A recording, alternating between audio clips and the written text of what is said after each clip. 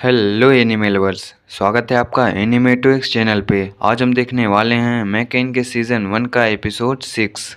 Episode के starting में हम देखते हैं आयानो नुको से पूछता है तुम जिहाया के साथ क्या कर रहे हो। इस पर नुको भी आयानो से पूछता है कि पहले तुम बताओ तुम लेमन के साथ यहाँ क्या कर रहे हो। आयानो से बताता है कि मैं उससे रिलेशनशिप एडवाइस ले रहा था क्योंकि वो काफ़ी पॉपुलर है। नुको भी बोलता है कि हाँ मैं भी एडवाइस ले रहा था। आयानो नुको से बोलता है कि लेकिन तुमने जिहाया को ही क्यों चुना, तुम्हारे क्लब में तो और भी मेंबर है ना। अब आयानो कहता है कि कहीं ऐसा तो नहीं कि वो लड़की तुम्हारे ही क्लब में हो, जिस पर नुको हाँ बोलता है। आयानो कहता है कि कहीं वो लेमन तो नहीं। नुको कहता है कि नहीं। आयानो नुको से बोलता है कि मुझे लगता है कि हम सबको मिलकर हैंग आउट करना चाहिए। इस पर नुको थोड़ा चौंक जाता है लेकिन फिर हाँ कर देता है। अब अगले सीन में हम देखते हैं नुको ऐना से सॉरी बोल रहा होता है कि मैंने तुम्हें यहाँ बुलाया, जिस पर ऐना बोलती है कि कोई बात नहीं, मैं खाली ही बैठी थी। तभी वहाँ पर आयानो, लेमन और जिहाया आ जाते हैं। जिहाया नुको और ऐना को हाय बोलती है। नुको मन में बोल रहा होता है कि एक आयानो ही है जिसे कुछ समझ में नहीं आ रहा कि यहाँ पे क्या चल रहा है, और लेमन को ऐसा लग रहा है कि हम यहाँ पर आज केवल हैंग आउट करने के लिए आए हैं। अब वो सभी वहाँ के म्यूजियम में घूमने के लिए निकल जाते हैं। ऐना नुको को रोक लेती है और बोलती है कि समर वेकेशन की छुट्टियाँ चल रही हैं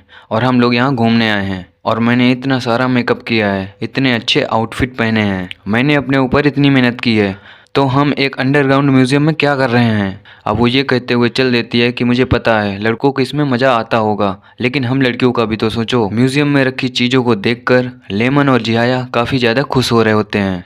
ये देखकर ऐना बोलती है कि मुझे लग रहा है कि मैं ही यहाँ अकेली हूँ जो आज बोर होने वाली हूँ। लेकिन कुछ देर बाद ऐना भी बच्चों के साथ खेलने लगती है। अब लेमन नुको से आके पूछती है कि यहाँ आने का आइडिया तुम्हारा था ना नुको, जिस पर नुको कहता है कि नहीं, ये अयानो का आइडिया था। लेमन बोलती है कि तुम दोनों इतने अच्छे दोस्त कब से बन गए। नुको बोलता है कि बस जल्द ही। नुको लेमन से बोलता है कि चलो हमें भी अयानो को ज्वाइन करना चाहिए, जिस पर लेमन बोलती है कि नहीं, हमें उन्हें प्राइवेसी देनी चाहिए, मैं नहीं चाहती कि मैं जिहाया और अयानो के बीच आऊँ। लेमन कहती है कि कहीं तुम्हें मेरी फीलिंग की चिंता तो नहीं हो रही, तुम फिक्र मत करो, मैं बिल्कुल ठीक हूँ और उन दोनों के लिए मैं बहुत खुश हूँ कि वो दोनों साथ हैं। नुको लेमन से कहता है कि तुम काफ़ी समझदार हो। अब वो लोग उस म्यूजियम में काफ़ी इंजॉय करते हैं। अब वो सभी एक शो देखने का प्लान करते हैं। अयानो लेमन से बोलता है कि चलो तुम भी हमारे साथ चलो, जिस पर लेमन बोलती है कि नहीं, तुम्हें जिहाया के साथ शो देखना चाहिए। अयानो लेमन से काफ़ी जिद करता है कि चलो हम तीनों साथ में देखेंगे।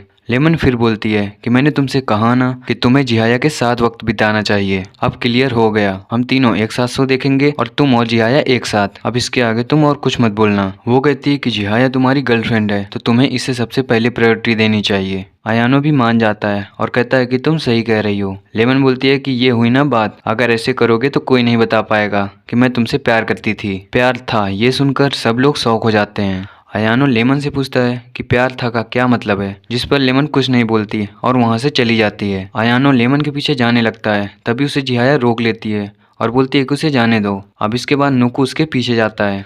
नुको अपने मन में बोलता है कि मैं पता नहीं ऐसा क्यों कर रहा हूँ, एक बैकग्राउंड कैरेक्टर ऐसे नहीं भागता, लेकिन लेमन के पीछे भागने के लिए कोई भी लीड कैरेक्टर नहीं है। नुको लेमन के पास पहुंच जाता है। वो देखता है वो बस स्टैंड के पास खड़ी है। लेमन नुको से बोलती है कि मैं बस में बैठकर घर चली जाऊंगी।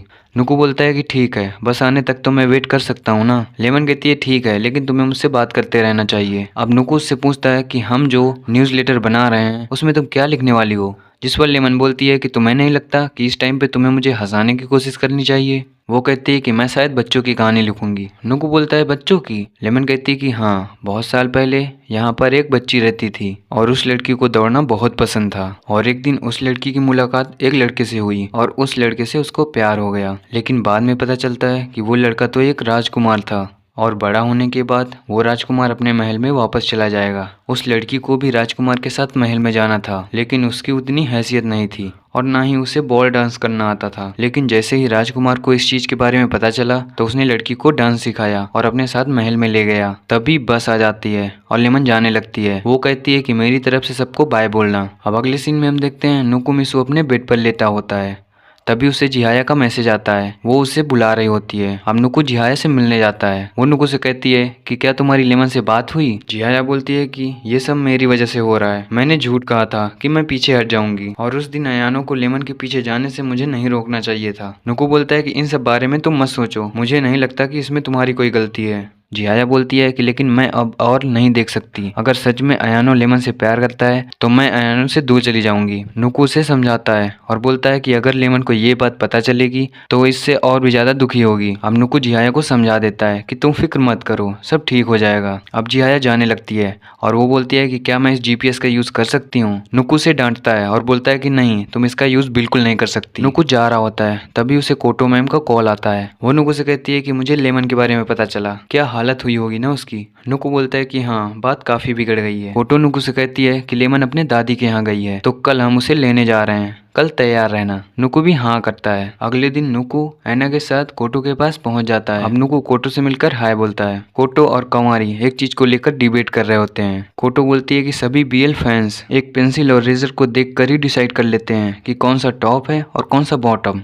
लोगों में यही बहस चल रही है। नुकु बोलता है कि अच्छा, तो तुम दोनों में भी वही बहस चल रही है। कोटो बोलती है कि ये तो बस एक थॉट एक्सपेरिमेंट था। तभी नुकु बोलता है कि मुझे लगता है कि अब हमें यहाँ से निकलना चाहिए। अब वो सभी लेमन की दादी के घर की ओर निकल लेते हैं। नुकु कोटो से बोलता है कि लेमन की दादी का घर का रास्ता यही है ना, हम पहाड़ियों में काफी अंदर तक आ चुके हैं, कहीं ऐसा ना हो कि हम रास्ता भूल जाएं। कोटो बोलती है कि फिक्र करने की कोई जरूरत नहीं है, जीपीएस है ना। नुकु बोलता है कि लेकिन तुम्हें कैसे पता चला कि वो अपनी दादी के यहाँ गई है। कोटो बोलती है वो इसलिए क्योंकि वो ट्रैक प्रैक्टिस भी मिस कर रही है और ये बात मुझे प्रेसिडेंट ने बताई। हमने उनकी मॉम से भी बात की है तो हमें वहाँ से पता चला। उसकी मॉम भी उसको लेकर काफी ज्यादा परेशान थी कि उसकी लाइफ में क्या चल रहा है। अब वो अचानक से कार रोक देती है और बोलती है कि हम पहुंच गए। नुकु बोलता है कि मुझे बिल्कुल नहीं लगता कि लेमन ऐसी जगह पर रह रही होगी।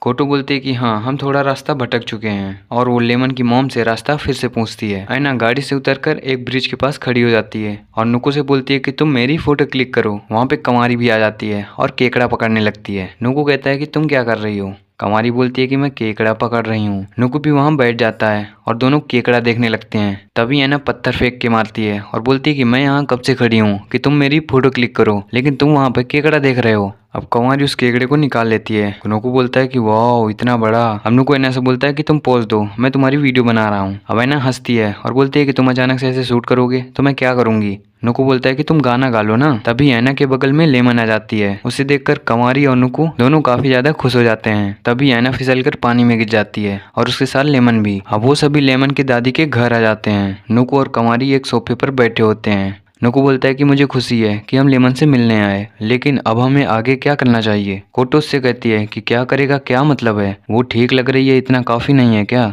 नुकु कहता है वही तो, अगर वो डिप्रेस्ड होती तब सोचने वाली बात थी, लेकिन वो तो यहाँ काफी ज्यादा खुश है। जिस पर कोटो उससे बोलती है कि तुम्हारी ये सीधे नतीजे पर पहुंचने वाली आदत मुझे बिल्कुल अच्छी नहीं लगती। फिलहाल हम उसे केवल कंपनी दे सकते हैं बस। अब वहाँ पे लेमन आती है और बोलती है कि तुम सब वहाँ पे क्या कर रहे थे। नुकु बोलता है कि हम तो बस ऐसे ही हैंग आउट करने आए थे। लेमन कहती है कि सच सच बताओ। जिस पर नुकु शांत हो जाता है। लेमन बोलती है कि मैं जानती हूँ तुम सभी को मेरी फिक्र हो रही थी ना। तभी लेमन की दादी आ जाती हैं। अब लेमन अपनी दादी से अपने दोस्तों को मिलवाती है। कोटो बोलती है कि सॉरी, हम बिना बताए आ गए। दादी बोलती है कि मिलकर अच्छा लगा, इसे अपना ही घर समझो। दादी बोलती है कि तुम सबको खाने में तो पसंद है ना, ऐसा कुछ तो नहीं जो तुम्हें पसंद ना हो। नुकु बोलता है कि नहीं, इसकी कोई जरूरत नहीं। इतने में ऐना नुकु को मारने लगती है और दादी से बोलती है कि हाँ, हमें सब पसंद है। अब अगले सीन में हम देखते हैं वो सभी डिनर कर रहे होते हैं और खाने की तारीफ कर रहे होते हैं कि ये बहुत अच्छा बना है। लेमन भी उन सभी को अलग अलग डिश देती है। खाने के बाद दादी बर्तन धुल रही होती हैं। तभी नुकु उनसे पूछता है कि आप यहाँ पहाड़ों में अकेले रहती हो, आप बोर नहीं होती। दादी बोलती हैं कि यहाँ पे इंटरनेट है तो इतना बोरिंग नहीं लगता, वैसे भी लेमन किसी न किसी को यहाँ लाती रहती है। तभी लेमन बोलती है कि तुम सभी को आज रुक जाना चाहिए, हमारे यहाँ बहुत सारे कमरे खाली हैं। नुकु बोलता है कि तुम्हारा ऑफर तो बहुत अच्छा है, लेकिन मैं अपने साथ कोई कपड़े नहीं लाया हूँ। लेकिन बाकी सभी लोग रुकने के लिए तैयार हो जाते हैं। नुकु कोटो से बोलता है कि आपने मुझे बताया नहीं कि हम वहाँ पे रात रुकेंगे। कोटो कहती है कि हाँ, मुझे भी ये नहीं पता था। दादी बोलती है कि तुम लोग यहाँ रुकोगे तो मुझे बहुत अच्छा लगेगा। इसके बाद नुकु भी रुकने के लिए राजी हो जाता है और इसी के साथ ये एपिसोड यहीं खत्म होता है। मिलते हैं नेक्स्ट एपिसोड में, तब तक के लिए टाटा बाय।